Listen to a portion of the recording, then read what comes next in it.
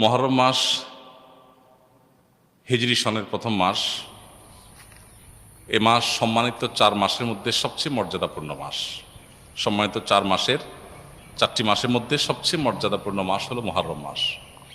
মুহররম শব্দের অর্থ হলো সম্মানিত, নামই যার পরিচয়। অর্থাৎ এই মাসকে আল্লাহ সুবহানাহু ওয়া তাআলা মর্যাদা দিয়েছেন, সম্মান দিয়েছেন। এই মুহররম মাসটি শুরু হয়েছে মাত্র 2 দিন হলো। অতএব এই মাস জুড়ে একজন মুসলিম হিসাবে এই মাসের প্রতি মর্যাদা বোধ আমাদের অন্তরে লালন করতে হবে, জাগ্রত রাখতে হবে। আর এই মাসটিকে নবী করিম সাল্লাল্লাহু আলাইহি ওয়াসাল্লাম শাহরুল্লাহ বলেছেন, আল্লাহর মাস বলেছেন। মাস তো সবই আল্লাহ তাআলার, তারপরও এটাকে স্পেশালি আল্লাহর মাস বলার মানে হলো এই মাসটার বিশেষ গুরুত্ব বোঝান। সব ছেলে মেয়েরাই বাপের সন্তান হলেও বাবা কোনো ছেলেকে যখন বলে তুই আমার সন্তান, তুই আমার ছেলে, এই তো আমার ছেলে, তখন এর মানে হলো তাকে বিশেষ স্নেহ মমতার কথা তিনি বোঝাচ্ছেন। ঠিক একইভাবে সব মাসগুলো, সব দিনগুলো আল্লাহ তাআলার হওয়া সত্ত্বেও মুহররমকে নবী করিম সাল্লাল্লাহু আলাইহি ওয়াসাল্লাম বলেছেন শাহরুল্লাহি আল মুহররম, আল্লাহর মাস মুহররম। তো এই জন্য এই মাসটার বিশেষ মর্যাদা বোঝা আসে। এ মাসে অন্যান্য সম্মানিত মাসের মতোই গুনাহগুলো থেকে, পাপের কাজ থেকে বেঁচে থাকার ব্যাপারে একবার হলেও আমাদের বিবেক বাধা দেওয়া উচিত, একটু হলেও আমাদের থামা উচিত যে আমি সম্মানিত মাসে সম্মান নষ্ট করছি, অন্যায় করে, অপরাধ করে, গুনাহ করে। এ হলো মুহররম মাস সম্পর্কে সংক্ষিপ্ত কথা। এ মাসে নফল রোজা বেশি বেশি নবী করিম সাল্লাল্লাহু আলাইহি ওয়াসাল্লাম রাখাকে উত্তম বলেছেন। রমজানের পরে সবচেয়ে বেশি এই মাসে নফল রোজা রাখাটা উত্তম। অতএব সে চেষ্টা আমরা করবো। আল্লাহ আমাদেরকে তৌফিক দান করুন। এই বছর আশুরার রোজা কবে রাখতে হবে?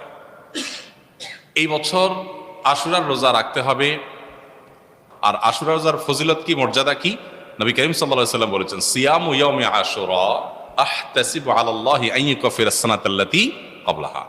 আশুরার রোজা, এটার ব্যাপারে আল্লাহর প্রতি আমার ধারণা হলো যদি কেউ এই রোজাটি রাখে, আল্লাহ সুবহানাহু ওয়া তাআলা তার পূর্বের 1 বছরের ছোটখাটো গুনাহগুলো মাফ করে দিবেন।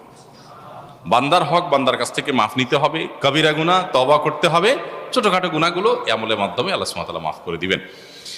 এছাড়া আশুরা রোজার আরেকটা বিশেষ ফজিলতের দিক হলো রমজানের রোজা ফরজ হওয়ার আগে, এমনকি হিজরতেরও আগে নবী করিম সাল্লাল্লাহু আলাইহি ওয়াসাল্লাম মক্কা যখন ছিলেন, কুরাইশরা আশুরার রোজা রাখত। বছরে একটা রোজাই ছিল রমজান রোজা ফরজ হওয়ার আগে, সেটা হলো এই আশুরা। এবং নবী করিম সাল্লাল্লাহু আলাইহি ওয়াসাল্লাম সে রোজা রাখতেন। মদিনায় আসার পর তিনি ইহুদিদেরকে দেখেছেন যে তারা আশুরার রোজা রাখে। অতএব তাদের রোজা রাখা দেখে নবী সাল্লাল্লাহু আলাইহি ওয়াসাল্লাম জিজ্ঞাসা করলেন, তোমরা রোজা কেন রাখো? তারা বললো, এই দিনে মুসা আলাইহিস সালামকে আল্লাহ সুবহানাহু ওয়া তাআলা বিজয় দিয়েছেন, সেজন্য আমরা তার প্রতি শুকরিয়া আদায় করে রোজা রাখি, আশুরার রোজা। তখন নবী করিম সাল্লাল্লাহু আলাইহি ওয়াসাল্লাম এই ঘটনার পর নবী সাল্লাল্লাহু আলাইহি ওয়াসাল্লাম বললেন, তাহলে আমরা বরং মুসা আলাইহিস সালামের প্রতি আল্লাহর অনুগ্রহের কারণে আরো বেশি শুকরিয়া আদায় করার আমাদের হক, অধিকার আছে। আমরা তার প্রকৃত অনুসারী, তার কথা আসলে আমরা মানি। অতএব আশুরার রোজা আমরা রাখবো। তবে তাদের থেকে নিজেদের রোজাকে বৈচিত্র্যপূর্ণ, স্বাতন্ত্র্য আনার জন্য নবী সাল্লাল্লাহু আলাইহি ওয়াসাল্লাম বলেছেন তারা আশুরার রোজা রাখে একটা, আমরা রাখবো 2টা। তাহলে মূল আশুরার রোজা 28 তারিখ হলেও আমরা তার সাথে মিল করে 27, 28 অথবা 28, 29 রাখবো। তবে 27, 28 রাখাটা অধিকতর উত্তম। কারণ নবী সাল্লাল্লাহু আলাইহি ওয়াসাল্লাম তার জীবনের শেষ বছর বলেছিলেন যে আমি যদি পরবর্তী বছর বেঁচে থাকি তাহলে লা সুমান্না তাসিআ ওয়াল আশির, তাহলে মুহররমের 9 এবং 10 এই 2 দিন রোজা রাখতাম। এই জন্য আশুরার রোজা কয়টা রাখতে হবে? 2টা রাখা হলো সুন্নাত। আর সেই 2টা রোজা 9 এবং 10, 9 এবং 10 হলে সামনের শুক্রবার এবং শনিবার হয়। শুক্রবার 27শে জুলাই আর শনিবার 28শে জুলাই। বৃহস্পতিবার দিবাগত রাতে 9 তারিখের, আর শুক্রবার দিবাগত রাতে 10 তারিখের রোজা আমরা রাখবো।